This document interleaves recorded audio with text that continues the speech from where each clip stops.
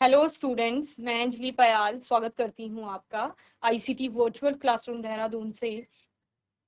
कैसे हैं आप सब लोग? उम्मीद करती हूँ आप सब लोग अच्छे होंगे और अपनी लाइफ में बहुत बेहतर कुछ कर रहे होंगे। आज हम बात कर रहे हैं क्लास 12 की केमिस्ट्री की, और जैसे कि आप लोग जानते हैं सोल्यूशन चैप्टर हमारा यहाँ पर चल रहा है।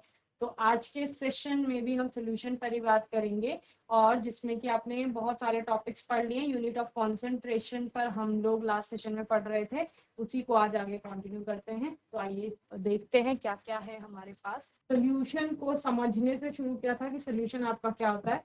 तो आपने बोला था it is a homogeneous mixture of two और मोर देन टू कंपोनेंट्स, ठीक है ना। यहाँ पर आपने कहा कि विलियन क्या होता है? दो या दो से अधिक अवयवों का एक समांगी मिश्रण होता है, उसी को विलियन कहा जाता है। बेसिकली मिक्सचर है आपका एक, जिसमें कि आपके मिनिमम टू कंपोनेंट्स होंगे। जब दो चीजों को मिलाएंगे तभी आपका क्या हो रहा है, विलियन बन रहा है, ठीक है। उससे अधिक कितने भी हो सकते हैं। देन कंपोनेंट इसके क्या थे? एक अधिक मात्रा में, दूसरा कम मात्रा में। जो अधिक मात्रा में उपस्थित है उसको सॉल्वेंट कहा जा रहा है, यानी विलायक। जो कम मात्रा में उपस्थित है उसको क्या कहा जा रहा है? विलेय कहा जा रहा है। ओके, दोनों को बहुत अच्छे से पढ़ने पर। आपने टाइप्स ऑफ सोल्यूशन की बात की थी। तीन प्रकार के विलियन बनते हैं: ठोस विलियन, द्रव विलियन और गैसीय विलियन। फिर उन तीनों के भी सब टाइप आते हैं, किसकी बेसिस पर? विलेय की भौतिक अवस्था के आधार पर, ठीक है। फिर आपने बोला ठोस में तीन बनेंगे: ठोस ठोस विलियन, द्रव ठोस विलियन, गैस ठोस विलियन। उसी प्रकार से द्रव विलियन भी तीन प्रकार के होंगे: ठोस द्रव विलयन, द्रव द्रव विलयन और गैस द्रव विलयन। और इसी तरह से गैसीय विलयन भी आपके तीन प्रकार के होंगे। कौन कौन से?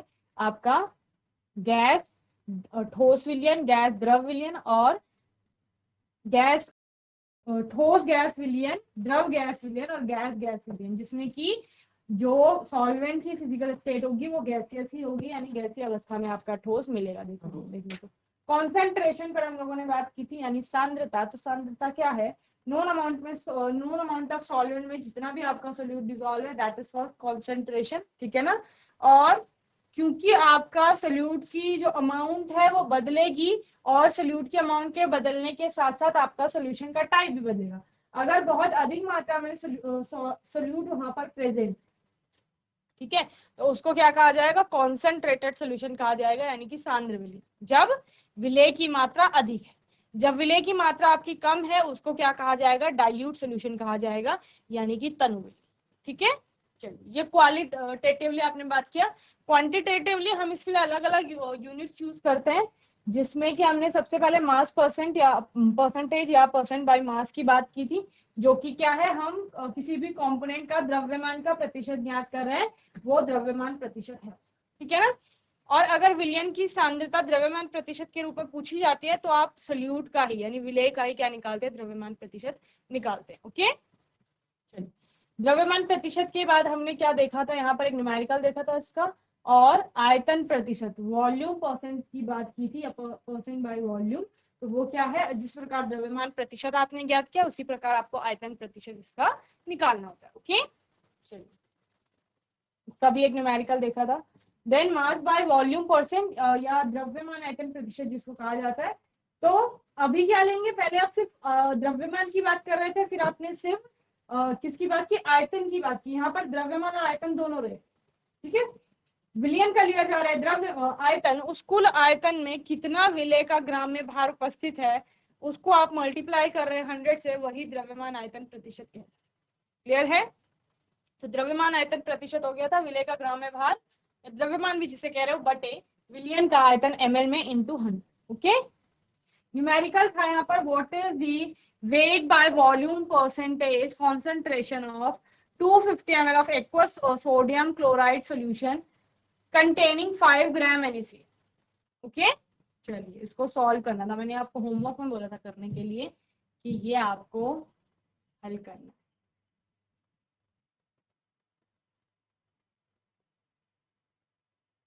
प्रश्न लिखेंगे: 250 ml सोडियम क्लोराइड के जलीय विलयन में 5 ग्राम NaCl उपस्थित है।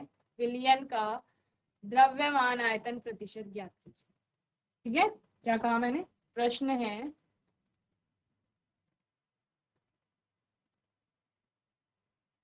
250 ml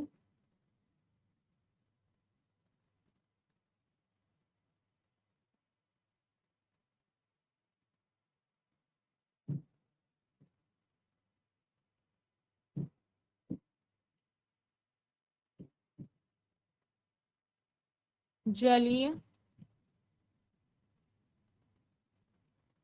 सोडियम क्लोराइड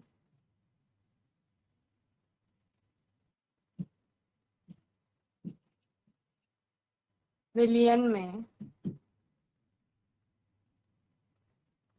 5 ग्राम NaCl यानी कि सोडियम क्लोराइड उपस्थित है, ठीक है।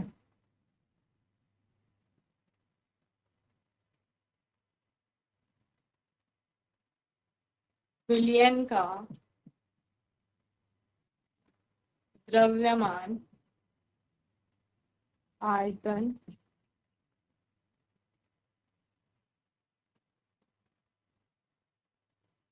प्रतिशत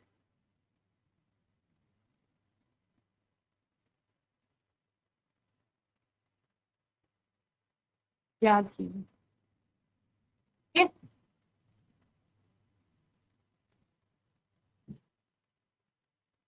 हल देखते हैं इसका।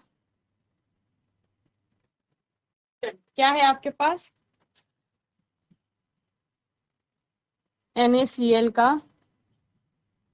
द्रव्यमान बराबर 5 ग्राम, ठीक है। और विलयन का आयतन, विलयन में क्या क्या है? NaCl यानी कि नमक की बात हो रही है, और उसके साथ साथ जल मिलाया गया है, और दोनों को मिला करके 250 ml का सोल्यूशन आपका प्रिपेयर किया जा रहा है, ठीक है। ये 250 ml, इस 250 ml में आपका 5 ग्राम तो क्या है? 5 ग्राम यहाँ पर आपका है सोडियम क्लोराइड। अब आपको क्या करना है? आपको निकालना है द्रव्यमान आयतन प्रतिशत, ठीक है। विलयन का द्रव्यमान आयतन प्रतिशत बराबर क्या हो जाएगा? NaCl का द्रव्यमान बटे विलयन का आयतन गुणा 100, ठीक है। NaCl का द्रव्यमान 5 ग्राम, विलयन का आयतन 250 ml इंटू 100, ठीक है। चलिए सॉल्व करिए। चलिए आगे देखते हैं, पार्ट्स पर मिलियन, ये एक और कॉन्सेंट्रेशन की यूनिट है, ठीक है। अब आप क्या करेंगे? अब आप देखेंगे कभी कभी क्या होता है, सॉल्वेंट बहुत ज्यादा है और सोल्यूट की मात्रा क्या है? कम, ठीक है। उस केस में आप क्या करते हैं? उस केस में सांद्रता को पार्ट पर मिलियन में आपका व्यक्त किया जाता है।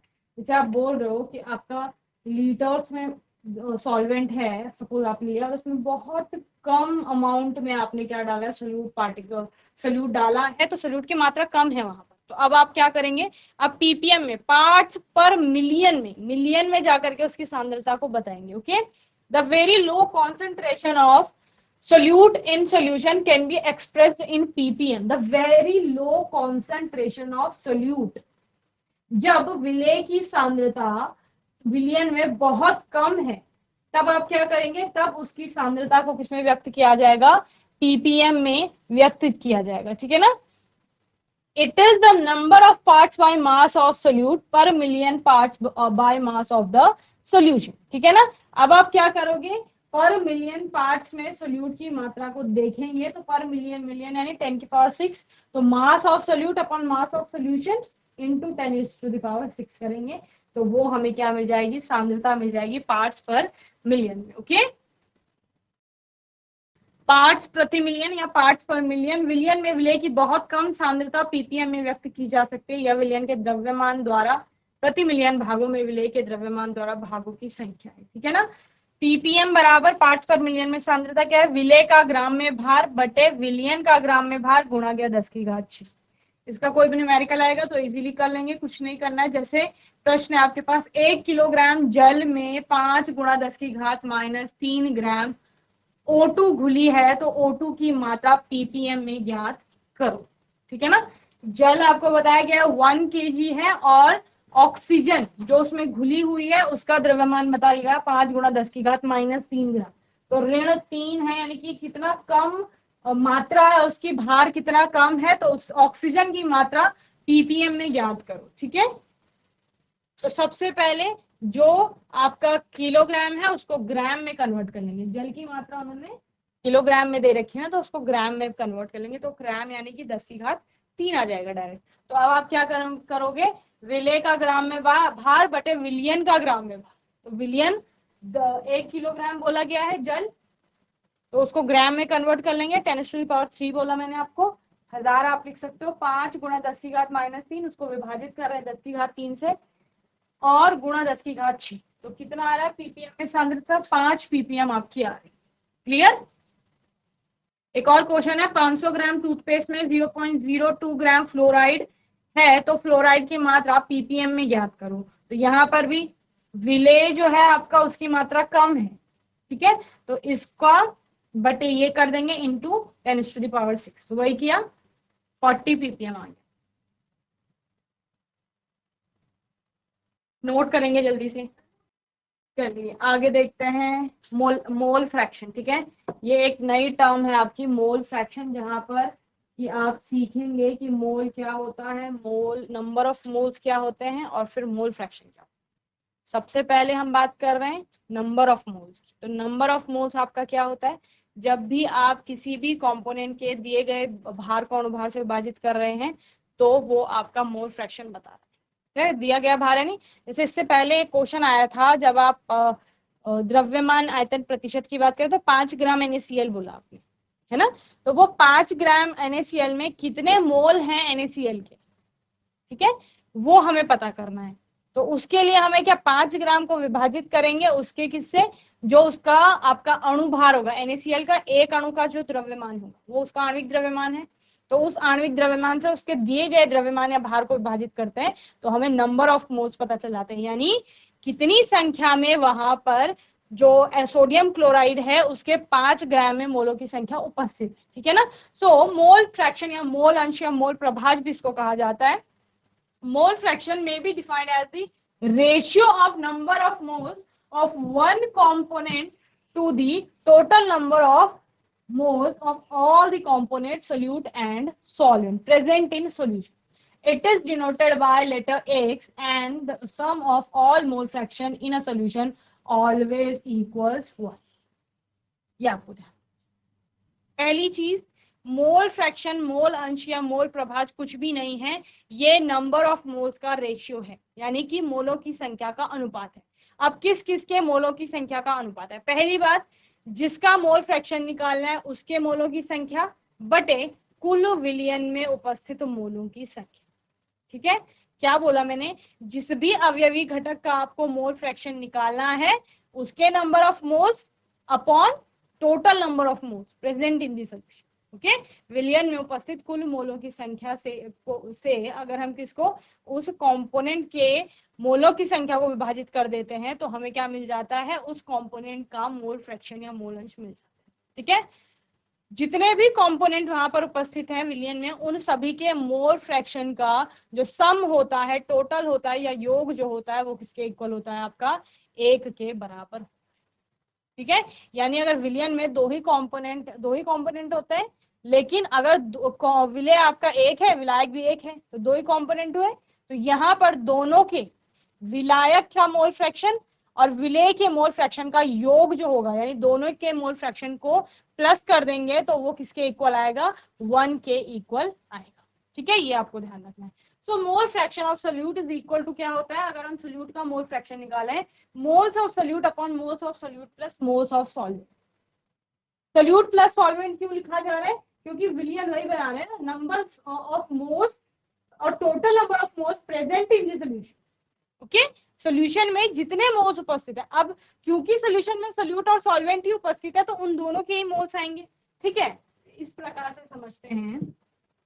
आपने एक विलियन बनाया जिसमें आपने ए सॉल्वेंट लिया, ठीक है, ए आपका क्या है, सॉल्वेंट है, यानी विलायक है। ठीक है, इसमें आपने कोई सोल्यूट बी ऐड किया, बी आपका क्या है, सोल्यूट। अब सॉल्यूशन में है क्या क्या, सॉल्वेंट और सोल्यूट, ये दो चीजें आपके, आपने बोला number of solute, suppose n b है, सोल्यूट के n b number of moles यहाँ पर उपस्थित है, सॉल्वेंट के एन ए है, ठीक है। अब अगर मैं सोल्यूट का मोल फ्रैक्शन निकालूं, जैसे यहाँ पर मोल फ्रैक्शन ऑफ सोल्यूट लिखा गया है, एक्स ए से डिनोट करते हैं, x A is equal to क्या हो जाएगा, एक्स बी से डिनोट करते हैं कि सोल्यूट बी माने है ना हमने, तो X B is equal to क्या हो जाएगा, moles of solute, moles of solute कितने, N B upon total number of moles present in the solution, solution में कितने नंबर ऑफ मोल्स प्रेजेंट है, तो कितने प्रेजेंट है, एक तो सोल्यूट के प्रेजेंट है, दूसरा सॉल्वेंट के प्रेजेंट है, तो क्या हो जाएगा n B plus n a, ये हो जाएगा सोल्यूट के लिए। इसी प्रकार अगर मैं सॉल्वेंट का निकालना चाहूं मोल फ्रैक्शन, ठीक है ना, क्या हो जाएगा, mole fraction of solvent, mole fraction of solvent is equal to क्या हो जाएगा, moles of solvent divided by moles of solute plus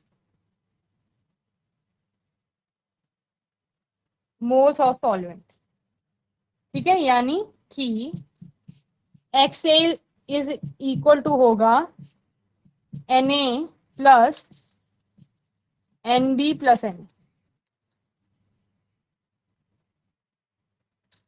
clear है, बस ये दो फॉर्मूले आपको अच्छे से याद रखना, फिर आप लोग आगे आराम से कर ले जाएंगे। तो मोल प्रभाज या मोल अंश क्या है, विलयन में विलेय या विलायक में किसी एक घटक के मोलों की संख्या तथा विलयन के कुल मोलों की संख्या के अनुपात को मोल प्रभाज कहते हैं, इसे मोल अंश भी कहते हैं। यदि किसी विलयन में विलेय के मोलों की संख्या n स्मॉल n और विलायक के मोलों की संख्या कैपिटल N है, तो विलेय का मोल प्रभाज हो जाता है small n upon small n plus capital N, यानी विलेय के मोलों की संख्या बटे विलेय प्लस विलायक के मोलों की संख्या, और अगर विलायक का मोल प्रभाज निकालना है तो वो क्या हो जाएगा, कैपिटल N जो कि विलायक का मोल प्रभाज था upon capital N plus small n, जो स्मॉल n क्या है ऊपर विलेय के मोलों की संख्या है, तो विलायक के मोलों की संख्या बटे विलायक धन विलेय के मोलों की संख्या। मोल प्रभाज या मोल अंश का कोई मात्रक नहीं होता है, क्योंकि ऊपर भी मोलों की संख्या आ रही है नंबर ऑफ मोल्स, नीचे भी number of moles, same unit, तो कैंसिल आउट हो जाएंगे, तो कोई भी मात्रक नहीं आएगा।